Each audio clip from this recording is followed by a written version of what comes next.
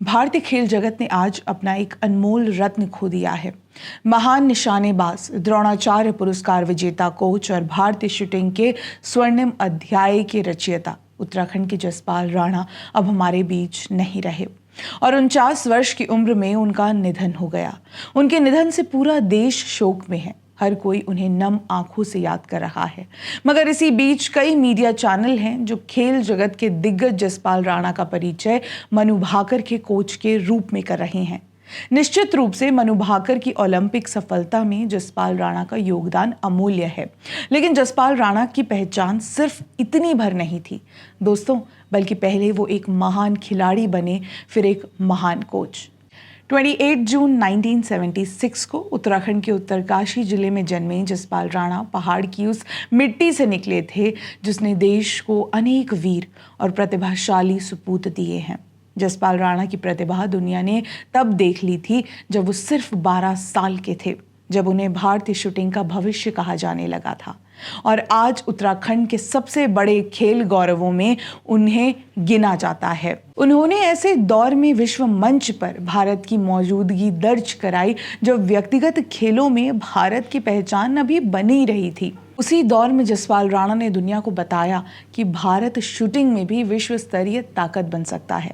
1988 में राष्ट्रीय चैंपियनशिप में अपने पहले ही बड़े मुकाबले में उन्होंने सिल्वर मेडल जीतकर संकेत दे दिया था कि एक बड़ा सितारा उभर रहा है। फिर आया 1994 का हिरोशिमा एशियन गेम्स, जिसमें 25 मीटर सेंटर फायर पिस्टल स्पर्धा में उन्होंने गोल्ड मेडल जीतकर इतिहास रच दिया।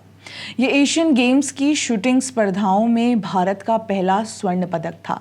उस समय उनकी उम्र सिर्फ 18 वर्ष थी। उसी वर्ष उनकी उपलब्धियों को देखते हुए उन्हें अर्जुन पुरस्कार से सम्मानित किया गया था। इसके बाद जसपाल राणा भारतीय शूटिंग का पर्याय बन गए।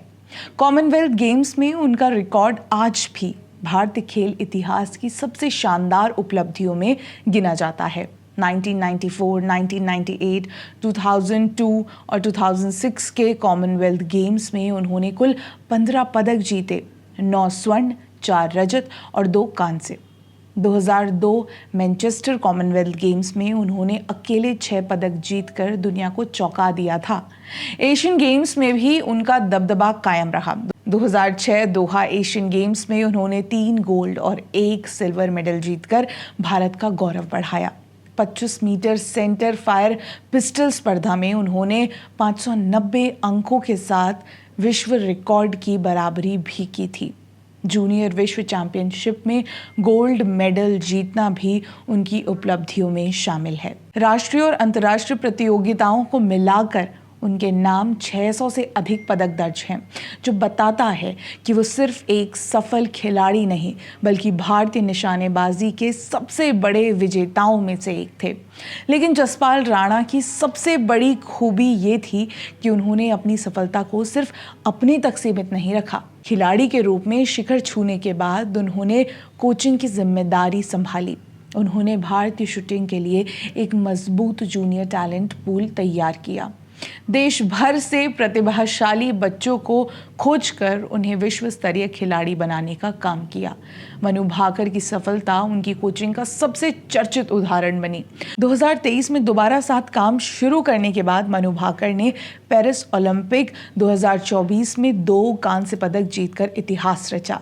लेकिन ये मनु भाकर अकेली नहीं थी। सौरभ चौधरी समेत कई युवा शूटरों की सफलता के पीछे भी जसपाल राणा की सोच और मेहनत थी। उनके इसी योगदान के लिए उन्हें द्रोणाचार्य पुरस्कार से सम्मानित किया गया था।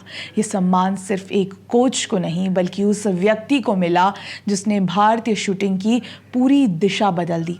ऐसे में आज जब हम जसपाल राणा को याद कर रहे हैं, तब उन्हें सिर्फ मनु भाकर के कोच के रूप में याद करना उनके विशाल योगदान के साथ न्याय नहीं होगा।